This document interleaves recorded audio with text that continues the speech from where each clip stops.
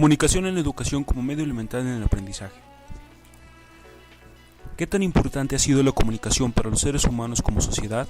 Analicemos un poco de historia. En la edad de piedra de las comunicaciones, las tribus se comunicaban enviando mensajes con señales de humo. Ah, ¿cómo serán mensos? Amor se escribe sin H. Está bien que se le suban los humos, pero sin faltas de fotografía, compañeros. Otro medio de comunicarse muy primitivo fue cuando a los náufragos se les ocurrió pedir auxilio arrojando al mar una botella con un mensaje dentro que las olas conducirían hasta playas remotas y allí alguien podría recoger el recado. ¿Qué dice? SOS. ¿SOS? El hombre se comunicaría también por medio de cartas. Y en la Biblia ya se habla de correos, al referir que Asuero, rey de los Medos, envió edictos a todas las provincias, anulando la persecución contra los israelitas. Ahí les va su entrega inmediata.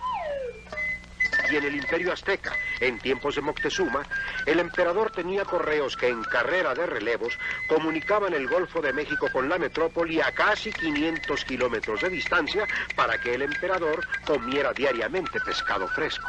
Mire nomás, mi señor Irwi camina, más fresco que una lechuga. ¿Es mero?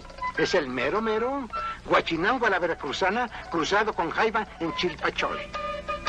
Pero el servicio postal era lento comparado con la velocidad telegráfica. Fue Samuel Morse quien concibió la primera idea de un telégrafo electromagnético el 13 de octubre de 1832. Guillermo Marconi, que en 1896 inventó la telegrafía inalámbrica y envió el primer mensaje a través del Atlántico, comunicando América con Europa. Triunfo cumbre de la comunicación. Oiga, don Willy, quisiera enviar un telegrama a mi familia. ¿Por servicio ordinario? No, nada de ordinario, muy decente. Pues escríbelo y yo lo transmito. Mejor usted escríbamelo. Quiero que sea una sorpresa y a mí pues ya me conocen la letra. Después del telégrafo inalámbrico, el mayor triunfo de la radiodifusión fue cuando el físico norteamericano Lee de Forest inventó la lámpara audión, o sea, los bulbos, que convierten la electricidad en sonido.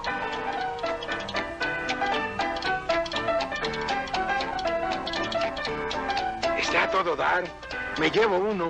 ¿Lo quieres de onda larga o de onda corta? Mejor de onda corta, porque mi casa es muy chica.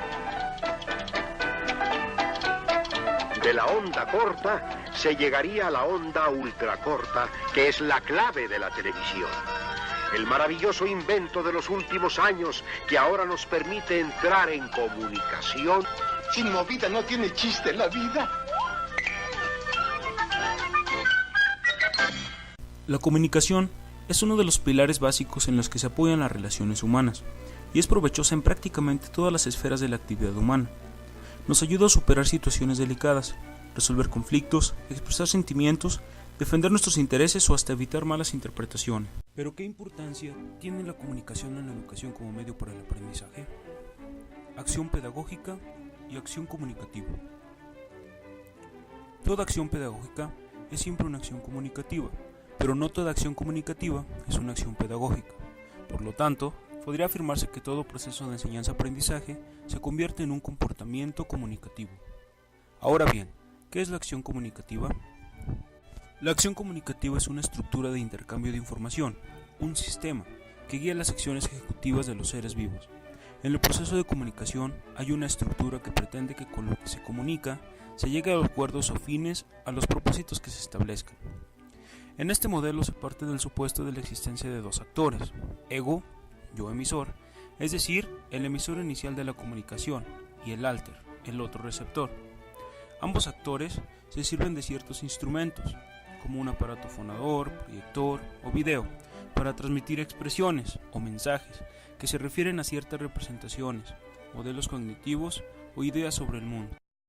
Enfocándonos ahora en el ámbito educativo, es decir, en la acción pedagógica se lleva a cabo en el aula.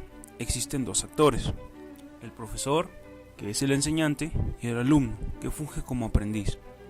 El primer actor, el profesor, profesor configura su personalidad a través de ejercer un rol o un papel en la institución escolar. Pero, ¿cómo es que una persona adquiere su identidad de profesor enseñante? Para dar respuesta a estas cuestiones, es necesario tener en cuenta algunos conceptos importantes. Primeramente, ¿qué es identidad? Es un proceso por medio del cual una persona adquiere conciencia de sí mismo y conciencia del otro. La identidad es un reconocimiento doble. Se logra cuando el yo-ego es reconocido por el tú-otro, que le devuelve su yo-ego como imagen, como identidad. Ahora, ¿quién asigna el rol del profesor? Las instituciones. El profesor tiene la función de interpretar conocimientos y transmitirlos, inculcarlos, enseñarlos al alumno, trabajando como guía y facilitador del aprendizaje, mientras que el alumno realiza el trabajo de aprender e interiorizar el conocimiento. Entonces, podemos concluir que el profesor construye su identidad de acuerdo a su posicionamiento en una institución y el rol que juega en esta. El profesor construye su identidad al ser reconocido o comprendido por sus alumnos al momento de comunicar, enseñar. El acto de enseñar requiere de un trabajo expresivo que Ego Profesor realiza al mostrar o enseñar los contenidos de un programa escolar, para lo cual necesita un público activo, nunca pasivo, un público interactuante que interroga y se interroga constantemente, que busca explicaciones sobre qué y cómo conocer. Es así que Ego Profesor requiere, de acuerdo a la madurez de grupo, de una dramaturgia pertinente, es decir, un estilo de docencia, una manera de presentarse ante el grupo escolar. En el caso de la educación virtual, ya sea educación a distancia o e-learning, el profesor se vuelve un administrador de conocimientos y su expresividad se remite al dominio de las rutas para llegar al conocimiento, dominio para elaborar guías didácticas de acuerdo a los soportes tecnológicos pertinentes y dominio de la información que enruta. El protagonismo se centra en el alumno, convertido en un aprendiz independiente. El trabajo pedagógico del profesor se realiza transmitiendo los conocimientos de un programa escolar. Consiste en interpretar contenidos y volverlos comprensibles para los alumnos. Para ello, Ego Profesor requiere realizar un trabajo comunicativo, es decir, convertirlos en mensajes pregnantes, creíbles, útiles, armónicos y disfrutables, en un guión pedagógico, en un relato para aprender. El profesor debe identificar el peso cognitivo de la materia o programa en relación a las otras de la etapa curricular, es decir, si es una materia teórica, metodológica o técnica instrumental, para tener en claro su sentido y dirección dentro de la trama curricular. Ubicado el significado de la materia o programa, Ego Profesor puede comenzar su trabajo expresivo al convertir el programa escolar en un relato para el aprendizaje, una narración ordenada sobre los contenidos del curso, que sea coherente e interesante para el grupo escolar, ya sea presencial o virtual. Una vez que hemos construido un mensaje y establecido nuestro orden expresivo para transmitirlo, es necesario que cada contenido se convierta en una unidad narrativa. Esta unidad narrativa implica que el contenido debe ser relatado de acuerdo a una historia, que tiene un principio y un desenlace, y entre esos dos extremos, una trama que explica, descubre y revela, pasando de lo simple a lo complejo, de lo desconocido a lo conocido, y de lo concreto a lo abstracto, y viceversa. En este sentido, al ser el trabajo pedagógico un trabajo comunicativo y sobre todo expresivo, nos remite a la dramaturgia, a la acción dramática que se define como una acción que liga al sujeto con el otro, que externa su subjetividad y la presenta al otro. En el aula presencial, el acto pedagógico se logra a través de la expresión corporal y de la voz del Ego Profesor, así como del carácter observador y testimonial del público, es decir, los alumnos. En el aula virtual, la dramaturgia del profesor se traslada a los medios tecnológicos disponibles, creando un nuevo vínculo entre enseñante y aprendices que se convierte en un público difuso. Así, el profesor lleva a cabo un modelo dramático para presentar o representar un texto o guión, es decir, una manera de presentar el contenido. En este momento, el profesor, siendo actor enseñante, puede clasificarse como profesor creativo que ha convertido su programa en algo único y repetible. El profesor imitador solo reproduce el guión pedagógico y alcanza los objetivos del temario. O el profesor farsante, que convierte el aula en un artificio, dice que sabe cuando en realidad no sabe. Cada día de clase puede verse como una puesta en escena, en la que el docente prepara los instrumentos y medios necesarios para comunicar y transportar el mensaje, es decir, los contenidos a los alumnos. Los instrumentos de comunicación son unos aparatos que permiten el contacto entre quien expresa o emite un mensaje y quien lo percibe. Por otra parte, en el aula el profesor se sirve de los medios para transmitir los contenidos de un programa y dirigir el universo de la enseñanza, esto es, emite un mensaje. Los medios pueden ser biológicos y tecnológicos. Los medios biológicos son aquellos en los que se utilizan los sentidos naturales de los seres humanos, como el sistema visual, el sistema fonoacústico, el sistema táctil o el sistema olfativo-gustativo. Y los medios tecnológicos son indirectos y han sido fabricados por el hombre, son producto del trabajo humano, son instrumentos que obedecen a un sistema técnico. Hoy en día existen herramientas de comunicación de Internet tales como el foro de discusión, el chat y el correo electrónico, los cuales tienen reglas para participar, para dialogar y para dirimir controversias de una manera sincrónica. En el aula de clase presencial y virtual surgen estas controversias que llevan al origen de conflictos.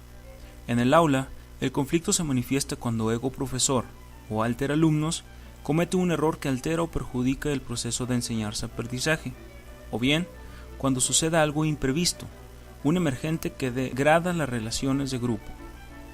El conflicto es un proceso que incuba, madura y se manifiesta. Estas tres fases se clasifican de la siguiente manera. La fase potencial se refiere a las condiciones previas que incuban el conflicto. La fase de personalización se refiere a la moderación del conflicto. Y la fase de comportamiento es cuando el conflicto se manifiesta concretamente en un evento o eventos negativos, como los alumnos no entregan los trabajos, los alumnos se inconforman por las calificaciones otorgadas por el profesor abandona el aula sin medir explicación, el profesor ironiza la ignorancia de un alumno, etc. Sin duda, un ambiente armónico en el aula llevará a la eficientización del proceso de enseñanza-aprendizaje, y es tarea del docente establecer modelos comunicativos o modelos de conversación para el acuerdo y reducción de los malentendidos, lo que implica dialogar bajo dos competencias básicas. La primera, ser competente para la comunicación, es decir, estar dotado del equipamiento biológico y tecnológico para emitir como para recibir información.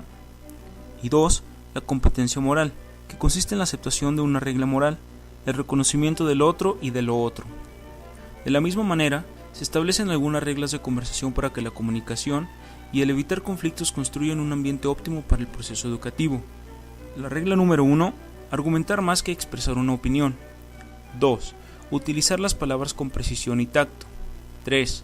Evitar los vértigos argumentales. 4. No caer en las tentaciones del poder de la palabra. 5. Ni juzgar, ni analizar, ni sancionar. Y 6. Entender para comprender.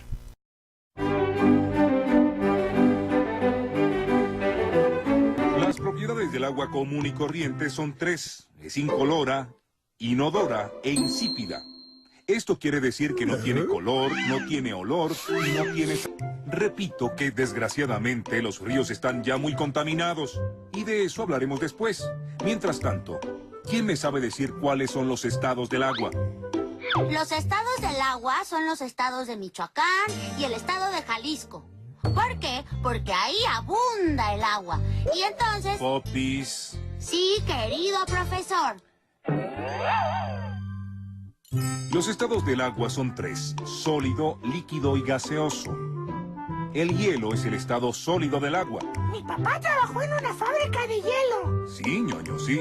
Trabajaba como calculista y por eso se convirtió en un hombre frío y calculador. Ya, ñoño. Primera vez que el profesor dice algo interesante y tú estás ahí, dale y dale. Chavo, ¿cómo está eso de que es la primera vez que digo algo interesante? Se me chispoteó. Pues que no se te vuelva a chispotear.